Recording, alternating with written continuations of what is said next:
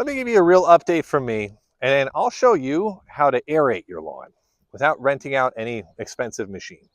Because it's one of those jobs that sounds technical, but it really isn't.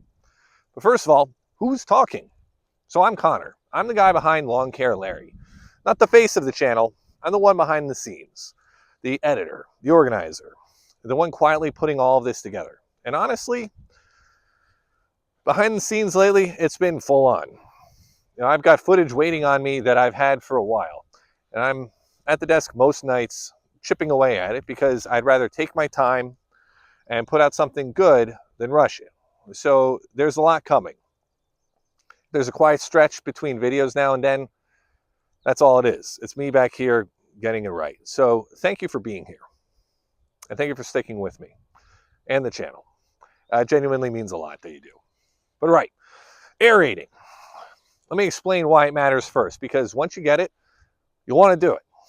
So over time, the soil under your lawn gets compacted, squashed down hard. Foot traffic, kids, pets, rain, the mower going back and forth over it, it all packs the soil tighter and tighter. And here's the problem with compacted soil. Air, water, and roots can't get down into it. So your grass can't breathe, the water just runs off the top instead of soaking in.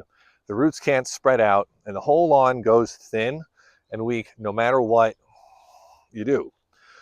You'll know you've got it if water pools on the surface after rain, if the ground feels rock hard underfoot, or if the grass is thinnest exactly where everyone walks. Aerating just means opening up that packed soil so that air, water, and roots can get back in. It also helps with thatch, that spongy layer of old dead grass and roots that builds up at the soil line and stops water getting through, because opening the soil up lets everything break down and drain better. So if your lawn feels kind of bouncy and spongy underfoot, or water just sits on top after you water it, that's another sign that it's crying out for a little bit of air. Now, you could rent a big machine for this, but for most normal lawns, you really don't need to. Here's the simple way. The easiest tool is one you probably already own, a garden fork. That's it. You just push the fork straight down into the lawn as deep as you can get it, give it a little wiggle back and forth, and that'll open the holes up. You pull it out, move along, work your way across the whole lawn, doing that every few inches. It opens up channels for air and water and roots to go down into. It's completely free. It costs you a bit of sweat. Try to get the fork in a good few inches deep if you can. That's where it does the most good.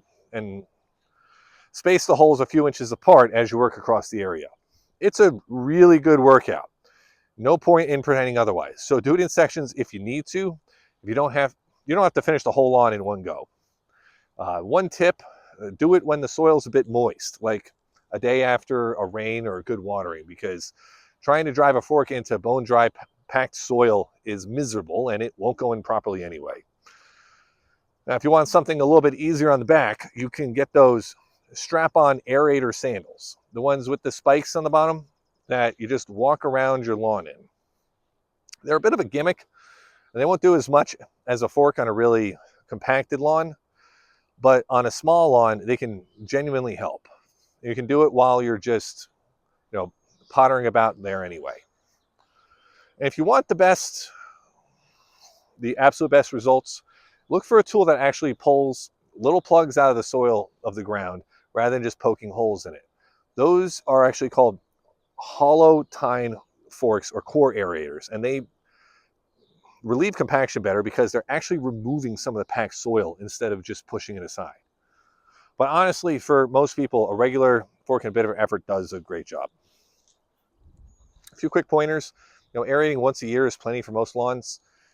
Do it during growing season, spring or autumn, so that the grass can recover and grow back in the holes. Focus your effort on the worst, most compacted areas, high traffic areas. You don't have to do the whole lawn perfectly evenly. And here's a bonus.